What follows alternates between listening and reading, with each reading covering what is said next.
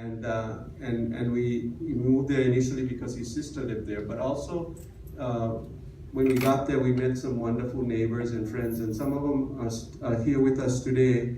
And so my dad and mom lived in Makiki, Bel Air for 47 years. Many of us there are some friends of mine here who also have fond memories of things that we did in Makiki, Bel Air when they were at home. Although life was difficult when we first arrived, my dad said it was far better than facing some income inequality and corruption in his home country. He lived with integrity and compassion and was an avid reader who always kept up on current affairs. Although accustomed to a privileged life in Sri Lanka, he learned to adapt to his circumstances as a new immigrant. After working initially as a security guard and a home health nurse, he became a realtor and then a travel agent. And I know through his work, he helped many of you with your trips and helped you get to your destinations. He enjoyed working from home for over 20 years as a travel agent and actually worked well into his early 90s. My mom worked for 1 year at India Imports. She was friends with Auntie Usha, who's with us. They were one of our first friends in Hawaii. And then later got a teaching job at St. Francis, where she remained for almost 30 years. And we know that many of her students attended the service. There are several here. And St. Francis really played a big part in my mom's life. She expanded science courses and taught honors levels courses as well. She felt that education was the path of liberation and empowerment for young women. She never sought employment elsewhere because she felt like she was doing service to God and that she was loyal to St. Francis for accepting her as a new immigrant. She loved to walk from the UH campus to the St. Francis campus. She loved nature and often remarked how anyone could not believe in God when they observed the study of the natural world. God was always the center of my mother's life. Then came her grandchildren, and then the rest of her family. Our dad believed in being frugal and not wasting anything. He recycled and reused as much as possible and walked and took the bus whenever he could. He really believed in not impacting the earth with his footprint. His decision to donate his body to the Will Body program to the John Burns School of Medicine is a classic example of putting this philosophy into practice. Although our father was not wealthy, he always shared what he had regularly and donated to numerous charities. We still get tons and tons of mail from companies asking for donations. He was a devoted husband, father, and grandfather, and we are eternally grateful for the lessons he imparted upon us, and for all of his wit, humor, and playful side, especially evident when he played with his nieces and grandchildren. Our mom faithfully attended Sacred Heart Church every Sunday from 1972 to 2015. And that's how she met Bernie. She would often attend Mass weekdays at Cathedral St. Peter and Paul during vacations or once she was retired. When she was first diagnosed with cancer in 2015, she showed remarkable grace and concern for others. She prayed fervently, often out loud during the night and early mornings when she couldn't sleep. Our mom had a long and courageous battle with cancer.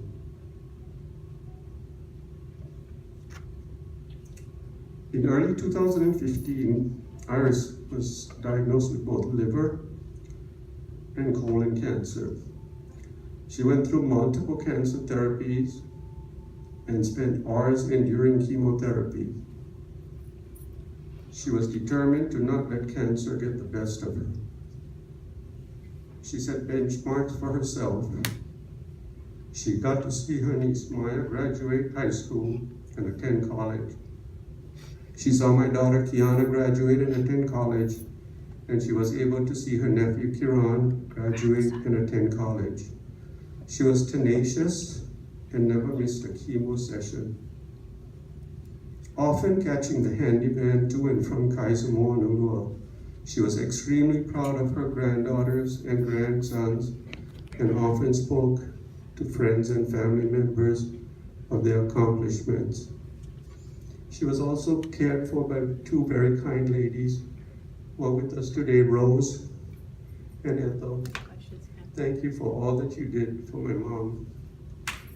Thank you.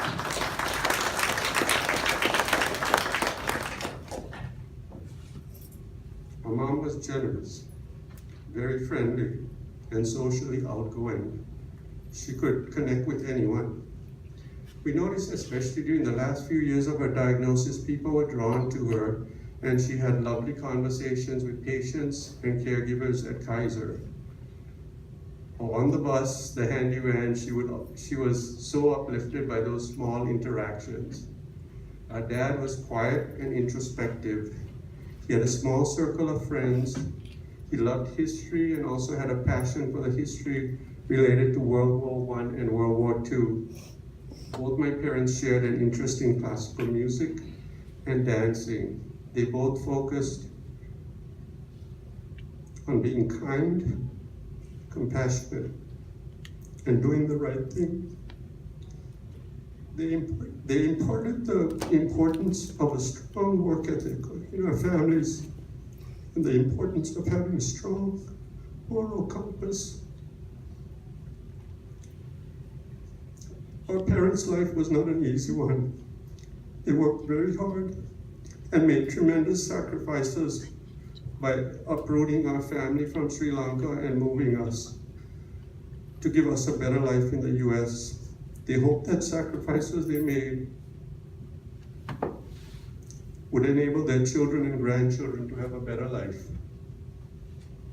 It's not easy to lose a parent, but to lose two parents within a week is very traumatic. Since our parents' passing, we have had a greater appreciation of how much our mom's Catholic faith and the St. Francis community meant to her. We are fortunate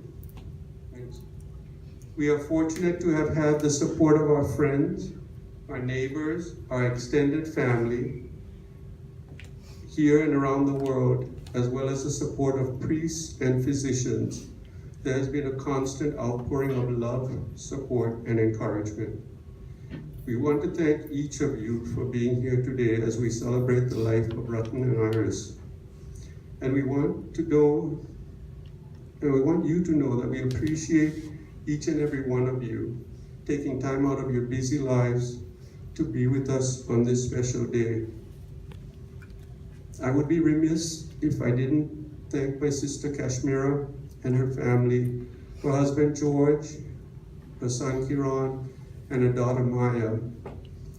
I've lived outside of Hawaii for about the last 19 years, and my sister and her family took care of my parents for a bunch of that time. In the last year and a half, they opened their house and moved my parents into their home and cared for them. And that meant a lot to me and my family. Cash, thank you for all that you did.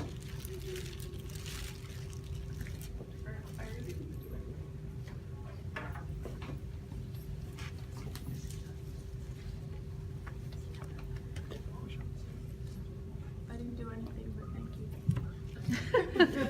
Thank you again, and apologize for the long eulogy, but I wanted to share with all of you a little bit of background about how we got here. I'm going to turn it over to either to Kiana or to Maya.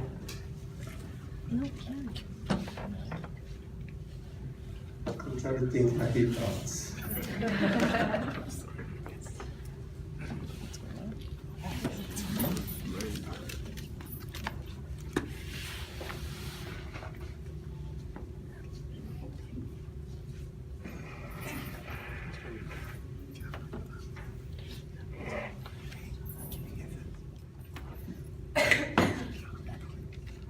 Grieving the losses of Omri and Papa has not been easy, as their passing has been my first real experience of losing people very close to me. When I can't seem to find the words to express myself and how I feel, I often turn to literature. When I was going through some of Omri's things, I found a copy of some short works by Maya Angelou.